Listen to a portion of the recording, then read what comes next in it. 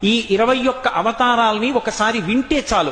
వాటి పేర్లు విన్నంత మాత్రం చేత విష్ణు ప్రీతికి పాత్రుడవుతాడు. వేరొక్కసారి జాగ్రత్తగా వినండి.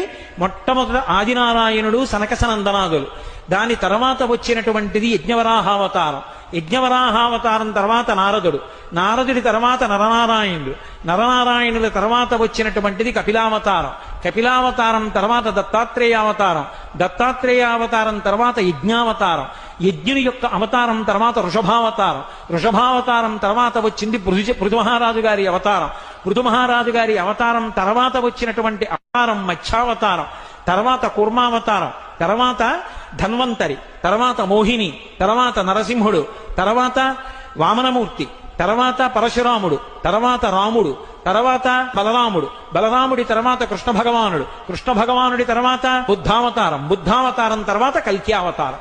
ఏకకాలంలో 2 అవతారాలు ఉంటుండొచ్చు.